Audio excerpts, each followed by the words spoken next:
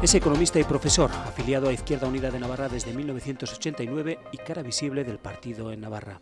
Parlamentario entre 1995 y 2007, desde octubre de ese año es también coordinador general de Izquierda Unida.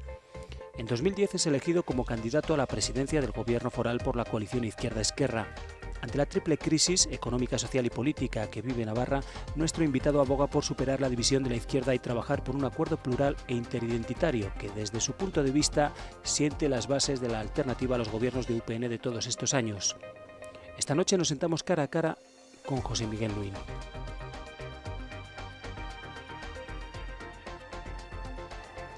José Miguel Luín, muy buenas noches. Gabón, ¿qué tal? Buenas noches. Gracias por estar con nosotros. Nada, es un placer. ¿Cuál es la urgencia en la que, desde su punto de vista, se tendrían que convocar elecciones en Navarra? Bueno, las razones de la defensa que hacemos de la convocatoria de elecciones son claras.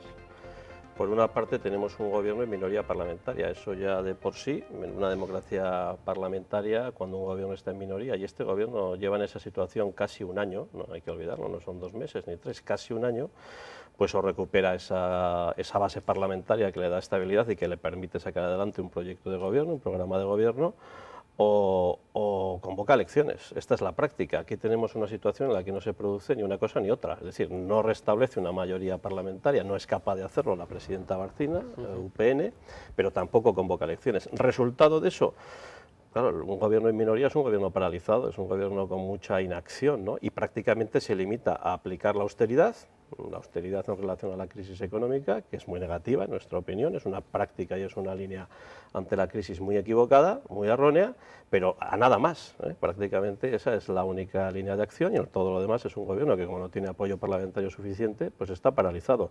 Navarra no se puede permitir prorrogar de forma indefinida esta situación, un año ya es mucho. Bueno, esta es una razón más que suficiente en nuestra opinión para convocar elecciones. Hay una segunda, y es que cuando tuvieron lugar las elecciones de mayo del 2011, la presidenta Barcina y UPN en su programa electoral no llevaban el austericidio, no llevaban los recortes masivos, la austeridad masiva. Si usted, después de conformar un gobierno, toma esa decisión, que cambia su contrato con los ciudadanos que le votaron, pues también tiene, en términos de democráticos, que volver a pedir el aval de la ciudadanía, y eso son elecciones en democracia.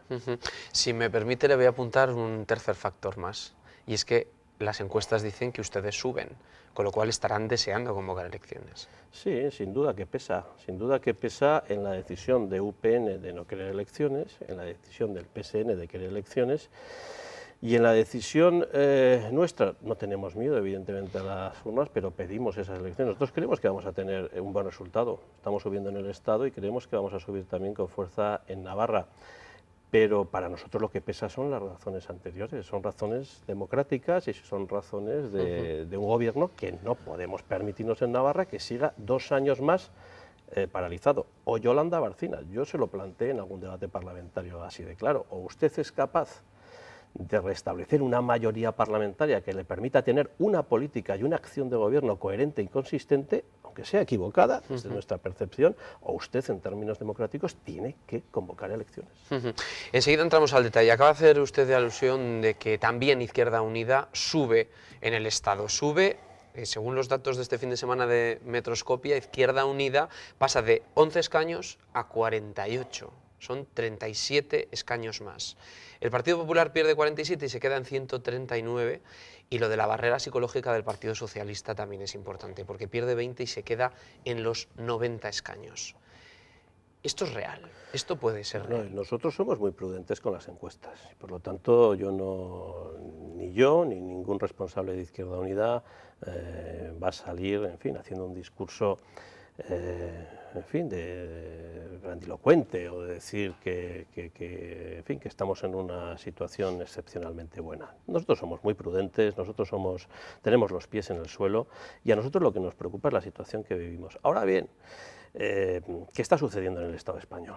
Bueno, la crisis económica y social que vivimos es profundísima, es gravísima, y está teniendo un carácter estructural. No solo está en la economía y en la sociedad, está en las instituciones, está en el funcionamiento del sistema democrático, está en el bipartidismo, que en el Estado ha sido la forma de gestionar el poder político e institucional desde la transición en Navarra, la forma hegemónica, pero es normal que eso se produzca. Es decir, cuando una promesa y yo me refiero al bipartidismo en el Estado. El Partido Popular y el Partido Socialista han hecho una promesa a esta sociedad. Ustedes confíen. Confíen en nuestras políticas, confíen en el modelo de país que les planteamos, confíen en los grandes consensos que trabamos, porque esto va a garantizar un progreso, un desarrollo y un bienestar también, y un futuro para ustedes los jóvenes, para ustedes el conjunto de la población. Esa promesa está absolutamente quebrada hoy. Y entonces es normal y es lógico y que haya cambios estructurales y que haya una deserción de la confianza de millones de personas hacia quienes han confiado hasta ahora, que es el bipartidismo político. Y ahí se ven los resultados de esas encuestas. Y además estos datos, claro, habla del desgaste del PP y del PSOE que puede dar paso a un sistema con 4 partidos. Bueno, nosotros lo que... Eso le obligaría también en el Estado a tener que pactar, igual que en Navarra. Navarra seguiría siendo una tierra de pactos. Recientemente Roberto Jiménez dijo que con Izquierda Ezquerra y con Geroa Bai se sentiría muy cómodo. ¿Ustedes cómo se sienten? Y nosotros nos sentimos cómodos con una alternativa a la derecha y a las políticas de la derecha. Y lo que nosotros no vamos a estar, ya lo he dicho también en el debate de la moción de censura, lo dije además, en fin, para que se escuchase por parte de todos y para que lo escuchase también el Partido Socialista. No vamos a estar en bloques de partidos nosotros, antes de unas elecciones. Esa no es la prioridad, ni esa es la hoja de ruta. No vamos a estar en bloques de partidos ni con el Partido Socialista de Navarra ni con EH Bildu, porque también el portavoz de UPN decía, pero ustedes van a formar un bloque, un frente con la izquierda abertzale, con EH Bildu. No, tampoco. Nosotros no vamos a estar en bloques de partidos. Perdóneme que diga, es difícil de creer. No, es decir, ustedes tendrán que pensar en esa estrategia electoral sí o sí. Sí, nosotros después de unas elecciones y en base a un programa podemos pactar. Y podemos pactar en base a un programa. Yo lo que te estoy diciendo es que antes de unas elecciones no vamos a decir a la sociedad navarra el compromiso de izquierda-esquerra es con el Partido Socialista y con Geroa Bai o es con Geroa Bai y EH Bildu. Que no, que esa no es la cuestión. Pero no se negarían con ninguno. ¿Pactarían con quien diera los números para hacer un bloque progresista de izquierdas? Antes de las elecciones la prioridad es conformar un bloque social y político que permita ganar unas elecciones. No tanto un frente de partidos, que esa antes de unas elecciones no es la prioridad. La prioridad antes de unas elecciones es estar con los trabajadores de Inquinasa como hemos estado hoy, o es estar con las movilizaciones por la educación pública, por la sanidad pública. Pero para eso es necesario pero insisto, es que den los números. Sí, pero insisto, después. Pero es que lo que nos va a permitir que den los números es esto. Lo que nos va a permitir que den los números para una alternativa de izquierdas, para una alternativa que sea de verdad una propuesta diferente a la sociedad en relación a las políticas que plantea la derecha, estas políticas del austericidio, los recortes masivos, es hoy trabajar en la calle, en la sociedad, con las plataformas antidesahucios, con los movimientos sociales, con los trabajadores que tienen problemas y que se tienen que enfrentar a despidos colectivos, en fin, con toda la sociedad, con todo lo que nosotros llamamos mayoría social trabajadora que está siendo agredida por las políticas de la derecha y por una forma de gestionar la crisis que es contraria, en nuestra opinión, a los intereses de la mayoría. Después, eso es lo que va a permitir que luego haya movilización social y movilización electoral que permita una alternativa. Y después, cuando los ciudadanos voten, ya nos pondrán a cada uno en nuestro sitio y en base a programas y en base a compromisos y políticas concretas. Nosotros no descartamos los pactos que haya que alcanzar. Bien, señor Nuin, pero no me negará que uno cuando va a depositar su voto no solamente piensa en el programa del partido al que uno vota, sino qué puede ser capaz de hacer ese partido con su voto si no da la mayoría suficiente. Y yo creo que los ciudadanos y ciudadanas que nos van a votar, y yo confío que sean muchos en las próximas elecciones, se convoquen cuanto se convoquen, van a saber perfectamente lo que ofrece Izquierda Unida, lo que ofrece Bacharre, lo que ofrece la coalición Izquierda-Esquerra, porque el programa es muy claro, nuestras propuestas son muy claras y también no van a tener dudas en relación a una cuestión, que por nosotros, y en base a acuerdos programáticos, no va a quedar. No va a quedar que la alternativa sea posible y que, en fin, que estas políticas que aplica UPN y la derecha, pues las podamos sustituir por otras. No me ha contestado. El Partido Socialista dice que no con Bildu. ¿Izquierda-Ezquerra, sí o no? No excluimos a Bildu. No excluimos a Bildu de acuerdos después de unas elecciones, como no excluimos al PSN. Insisto, es que nosotros no excluimos ni conformamos un frente de partidos ni con el PSN ni con EH Bildu antes de unas elecciones. Hay que trabajar por abajo, en la calle, en la movilización y en la organización social, que eso va a permitir luego que haya votos y que haya fuerzas para hacer una alternativa, y después de unas elecciones ni excluimos al PSN ni excluimos a EH Bildu. Con los votos que cada uno tenga, habrá que sentarse a una mesa, si hay opciones, y nosotros creemos que va a haber opciones, y en base a un programa tomar decisiones y alcanzar acuerdos. ¿Qué tal está la salud del pacto con Batxarre, Izquierda Unida? Nosotros hacemos una valoración muy positiva. Llevamos pues la coalición 2 años prácticamente que la presentamos y tanto en las instituciones como, en fin, entre los militantes, las personas de ambas organizaciones, pues yo creo que el trabajo está siendo muy positivo. Hay un proyecto compartido. Esta propuesta, este objetivo de conseguir una alternativa a la derecha de izquierdas e interidentitaria en Navarra, esta propuesta que está trabajada, que está compartida, que está asumida por ambas organizaciones y que creemos que además es una propuesta necesaria para que la alternativa sea posible, pues está muy asumida y nos cohesiona mucho, ¿no? Entonces yo creo que ambas formaciones nos definimos como formaciones de la izquierda transformadora, entonces hacemos una valoración, insisto, positiva de la coalición, también Batxarre la ha hecho hace poco tiempo en similares términos y tenemos deseos de mantenerla y profundizarla.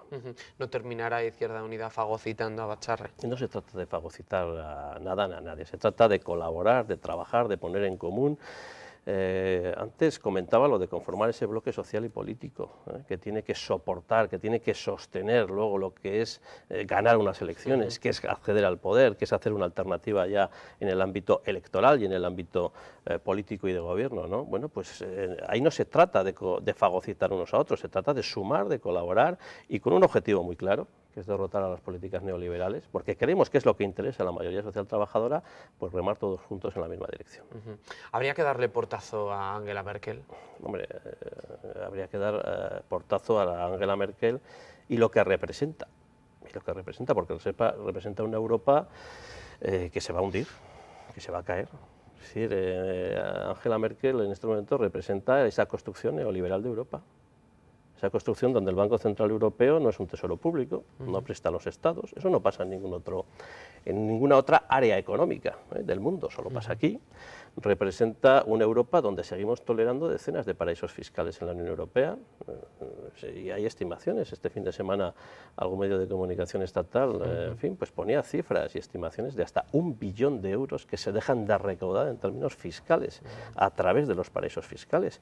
Eso en España puede representar 40 a 50.000 millones de euros. El déficit del año pasado fueron 65.000 millones de euros. De estos niveles estamos hablando. Bueno, pues esa construcción neoliberal de Europa donde se permiten estas cosas y que van a terminar hundiendo el proyecto europeo si no lo rectificamos, si no lo, y, en fin, ¿Y la salida del euro y la vuelta a la peseta? El hundimiento de Europa, no sé cómo se producirá, pero nosotros estamos convencidos que hay que iniciar un proceso también europeo que desde luego rectifique totalmente esa línea. En fin, lo podemos incluso llamar nuevo proceso constituyente europeo, pero la Europa de Angela Merkel bueno, nos está conduciendo al desastre. Yo hago esta pregunta, ¿cuál es el balance del euro para España? ¿Cuál es el balance del euro? ¿6 millones de parados? ¿Un país quebrado? ¿Pobreza severa creciendo de forma galopante? ¿Este es el proyecto ilusionante que Europa tiene que ofrecer a la sociedad española? ¿O a la sociedad italiana? ¿O a la sociedad griega? ¿O a la sociedad portuguesa? ¿O a la sociedad irlandesa?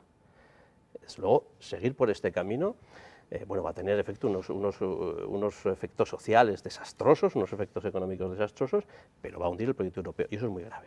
Y eso es muy grave porque la historia del siglo XXI en Europa la conocemos todos. Y desde luego, y nosotros somos europeístas, nosotros queremos construir Europa, no queremos una Europa de nacionalismos. Ahí está la Europa del siglo XX, no queremos volver a una Europa de nacionalismos, pero la senda de construcción europea neoliberal que propone y personifica hoy más que nadie Angela Merkel es un desastre. José Miguel Nuín, ¿qué hacemos para generar empleo? Bueno. ¿Qué hacemos? Pero de verdad, porque cada vez que les preguntamos a los políticos que pongan sobre la mesa medidas, se pierden en palabras y en perífrasis. Bueno, nosotros a corto plazo tenemos claro que hay que tirar de lo público. Hay que tirar de lo público.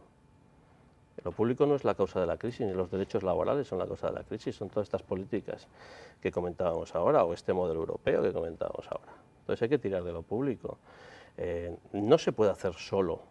Todo no se puede hacer solo desde Navarra ni desde el Estado, esto es una cuestión también de ámbito europeo, pero aquí también podemos hacer cosas, ¿no? 1.600 puestos de trabajo destruidos en la Administración Foral de Navarra, lo que es el Gobierno de Navarra en los últimos 2 años, no es buen camino ese, y ese no es la inversión pública. Yo vengo de la mesa del empleo ahora. La Asociación de Constructores y Promotores bueno, nos ha dado unos datos de cuál ha sido la licitación de obra pública en Navarra en el primer trimestre de 2013. 10 millones de euros. 10 millones de euros. En el año 2009 se licitaron 1.000 millones de euros. En el primer trimestre del año 2013, 10 millones de euros. Se han perdido 18.000 puestos de trabajo. Bueno, pues en fin, este es el camino de la asfixia económica, políticas monetarias asfixiantes y políticas fiscales asfixiantes. En todo caso, nosotros creemos, por lo tanto, que en el corto plazo tirar de lo público es fundamental. Y hay que quebrar, hay que romper con el objetivo draconiano de déficit público, hay que rectificar y flexibilizar esos objetivos. Y luego en el medio y largo plazo hay que hacer reforma fiscal, en fin. Y luego en el medio y largo plazo nosotros creemos que hace falta medidas mucho más estructurales también, evidentemente. Hay que ir hacia un modelo social y económico realmente sostenible. O sea, y pongo un ejemplo, en el Estado español, y aquí también tiene que ver mucho la crisis de la confianza política en el Partido Socialista o en el Partido Popular, que han gestionado, en fin, los gobiernos en España en los últimos 30 años. Aquí tenemos más aeropuertos que en ningún sitio. Aquí tenemos más kilómetros de AVE que en ningún sitio, por kilómetro cuadrado, por habitante. Aquí tenemos más autovías que en ningún sitio. Y aquí tenemos más paro que en ningún sitio. El modelo de desarrollo de estas hiper mega infraestructuras es el modelo que nos va a garantizar. Aquí algo muy gordo está fallando. Entonces, todas estas cosas también hay que ponerlas encima de la mesa y trabajar qué se ha hecho mal aquí en la planificación de un modelo de país, de un modelo de desarrollo. Lo que pasa es que, claro, ha hablado de la construcción, ha hablado de los constructores, ha hablado del empleo público. Ahora mismo, de hecho, el Gobierno está a punto de rematar un plan de reestructuración de las empresas públicas. ¿A usted no le parece que se ha sobredimensionado en los últimos años este asunto en Navarra? Bueno, vamos a hablar de las empresas públicas, vamos a hablar de lo concreto. Primero, el Gobierno de Navarra ha hablado mucho y no ha hecho nada. Ha hablado que bajaba de 30 y tantas empresas a 13, luego a 8, en realidad. Lo que ha hecho ahí es una política de grandes titulares, nada más. Y bueno, lo que eran unos cuantos 30 gerentes, pues ahora son 15 gerentes y 15 directores de área y estas cosas, ¿no? Pero realmente, ahora, ¿cuál es el problema de las sociedades públicas? Pues que hay 3 o 4 sociedades públicas que aportan las pérdidas. Y 3 o 4 sociedades públicas ligadas a unos proyectos que no han estado bien planificados, ni bien dimensionados. Y que en la época de las vacas gordas y de la caja llena, la caja de la hacienda foral, pues todo valía. ¿Cuáles son estas empresas que en estos momentos están lastrando la corporación? Circuito de los Arcos. Un proyecto que empezó siendo privado, que tenía una colaboración de 5 millones de euros público, pero que va a ser una inversión privada de 50 millones. Bueno, pues si un empresario privado ve que es una oportunidad de negocio, hay un cierto apoyo público, pero se juega su dinero, ¿no? El empresario privado se retira y entonces lo construye todo el Gobierno de Navarra. Y es el constructor del circuito el que hace el negocio, pero 50 millones de euros. Y ahora tiene unas pérdidas de 4, de 5, de 6 millones de euros todos los años que lastran las cuentas de CEPEN, de la Corporación Pública Empresarial. Segundo ejemplo. ¿Qué habría que hacer? ¿Cerrar el circuito inmediatamente? Bueno, pero primero situemos dónde está el problema. ¿Dónde está el problema de CEPEN? No en todas las sociedades. Usted dice que tiene al año 4, 5, 6 millones de pérdidas. ¿Lo cerramos o qué hacemos? Desde luego nosotros creemos que no se puede mantener abierto en este momento. Sí. ¿Habría que cerrarlo? Sí, pues no podemos estar 5 o 6 millones de euros lastrando pues una corporación pública empresarial que hace otras muchas cosas que son necesarias. Segundo ejemplo, y este ya no podemos cerrar, porque en este segundo ejemplo ya hay un crédito, hay una deuda de 50 millones que hay que pagar, que es la ciudad agroalimentaria de Tudela. Claro, se planifica y se prevé una gran inversión, se hace todo con endeudamiento y está vacío la ciudad agroalimentaria de Tudela. Y ese endeudamiento de 50 millones genera unos intereses al año de 5 o 6 millones. Por cierto, que vencen en el 2014, porque alguno también pues los negoció esa financiación a corto plazo, no es una negociación a largo plazo, con lo cual ahora CEPEN también tiene que ir a renegociar eso, porque claro, no hay dinero para pagar 50 millones de deuda, y aquí hay otros 5 o 10 millones, y eso no se puede cerrar, esa deuda hay que pagarla. En fin, claro, el mito de los buenos gestores, ¿no? El mito de buenos gestores. El Gobierno de Navarra, UPN, buenos gestores, pues también se está cayendo a trozos, ¿no? Por lo tanto, CEPEN, Corporación Pública Empresarial, sí, hay dos problemas muy concretos. Ahora, el problema es Vinsa, que hace vivienda, que tiene que promocionar vivienda pública. No, el problema de Vinsa es que se sigue dedicando mucho a la construcción de vivienda de protección oficial para compra cuando la demanda es en alquiler. Pues hay que redirigir, o Vinsa, que ahora se llama Anasubinsa. Ahora, a Anasubinsa le podemos poner un problema también. Claro, si ahora Anasubinsa tiene que endeudarse en 50 o 60 millones de euros para hacer la operación Salesianos, pues va a estar como la ciudad agroalimentaria de Tudela. Y entonces no va a poder hacer vivienda. Estos son los problemas del sector público empresarial. Entonces no es un problema de un gran dimensionamiento, entendemos en Navarra, sino son problemas de una pésima gestión. ¿Qué hacemos con el reparto del empleo público y la propuesta Nosotros, de la presidenta Barcina? Nosotros estamos dispuestos a hablar de reparto de empleo, pero no solo en el sector público, sino en el sector privado. Hay que mantener el empleo en estos momentos, debe ser la prioridad mantener el empleo. Y por lo tanto hay que hablar, y nosotros creemos que los sindicatos deben entrar a hablar de reparto del trabajo en este momento, porque en esta situación el despido es lo peor y aumentar el número de parados es lo peor.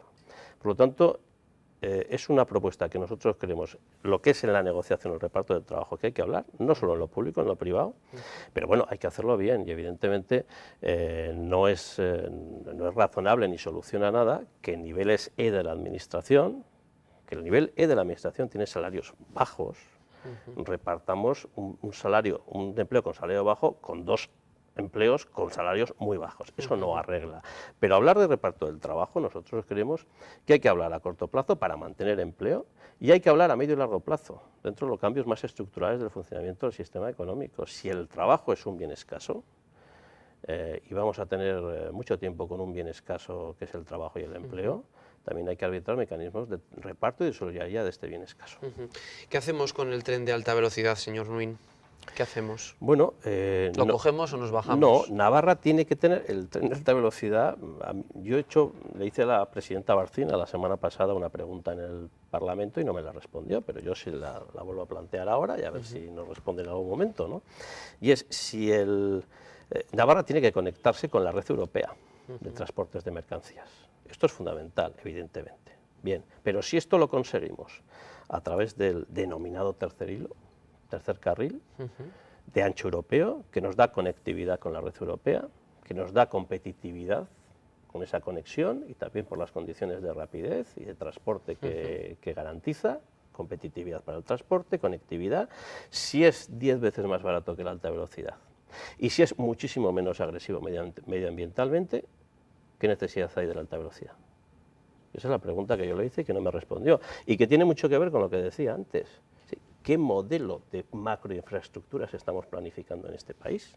A lo mejor no tiene mucho eso que ver también con que no garanticemos ni tengamos un tejido económico realmente sostenible y realmente, en fin, adaptado a las necesidades que tenemos para nuestro desarrollo económico. Y aquí lo que importa es, en fin, pues garantizar determinados modelos o planes de negocio de empresas constructoras. Pero esa es la pregunta. Si el tercer hilo es 10 veces más barato, si es menos agresivo medioambientalmente, si garantiza la conectividad con la red europea de transportes, bueno, pues que nos expliquen por qué tenemos que tener, qué necesidad hay de la alta velocidad con ese coste económico y esa agresividad medioambiental tan importante. Y en el caso de Navarra, bueno, pues con este tramo tan raro que nos va a salir ahí, que en cuanto empiece a acelerar el tren, pues tiene que estar frenando ya. ¿Qué pensó cuando se enteró de que Roberto Jiménez había escrito una carta a la presidenta para reunirse para hablar de este tema? Pues creo que se equivoca. Creo que el Partido Socialista se equivoca en defender a capa y espada la necesidad de la alta velocidad, y esa pregunta que se la formulaba la presidenta se la formuló también al secretario general del PSN, ¿no? Además, bueno, esto le empuja a UPN, es decir, que esto al final empuja, si el Partido Socialista de Navarra cree que mantener la alta velocidad es absolutamente tan estratégico para la comunidad foral, bueno, pues el socio lo va a encontrar en UPN, no lo va a encontrar en otros grupos de la oposición. ¿Qué hacemos con la necesidad de financiación y crédito que necesitan muchas empresas para no tener que despedir, para no tener que cerrar? Bueno, nosotros creemos que hay que recuperar una banca pública en Navarra. Evidentemente, ahora me podrás decir, ¿y cómo la capitalizamos para ponerla en marcha, ¿no? Que es el problema. Bueno, la Caja Navarra cumplía esa función. Pero esa función de una vinculación al territorio, efectivamente, ¿no? Y eso ha desaparecido. Nosotros creemos que hay que recuperarlo. Bueno, el Estado español ha gastado varias decenas o cientos de miles de millones de euros en ayudas a la banca, avales, ayudas directas. Están los 30.000 millones que han venido de Europa también.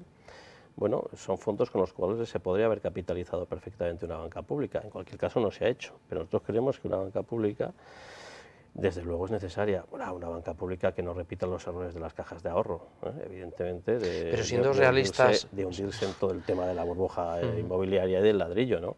¿Cómo se capitaliza? Nosotros hemos hecho una propuesta, en la mesa del empleo, y es valorar la posibilidad de utilizar el patrimonio que tiene la extinta Caja Navarra, la Fundación Caja Navarra, para que a partir de ahí pueda ser uno de los instrumentos o fuentes de financiación de una recuperación de la banca pública en Navarra. Es un patrimonio que en estos momentos está entre 230 y 240 millones de euros, ¿no? En todo caso, nosotros decimos que esto hay que hablarlo, que esto hay que poner encima de la mesa, esta propuesta u otras. El gran problema es cómo se capitaliza ahora, cómo se pone en marcha, pero nosotros creemos que tiene que ser un instrumento que tengamos que recuperar para obtener, pues eso, un instrumento financiero vinculado especialmente a la financiación de las pymes, autónomos y empresas navarras. Estamos terminando, señor Nuin. ¿Qué espera usted de todo lo relacionado con Caja Navarra, con la investigación y con el futuro? Bueno, nosotros, en el ámbito judicial, respeto, evidentemente, a la investigación, que llegue hasta el final, que se depuren las responsabilidades que haya. Y en el ámbito político lo hemos dicho. Nosotros creemos que sí hay responsabilidades políticas, porque los patronos de Caja Navarra eran administraciones públicas de Navarra, fundamentalmente el Gobierno de Navarra, también el Ayuntamiento, pero fundamentalmente el Gobierno de Navarra. Si ha pesado mucho un plan de expansión años 2004-2009, que fue meteórico y que fue alocado de Caja Navarra en una pérdida de fortaleza en su capitalización, si ha pesado también mucho una estrategia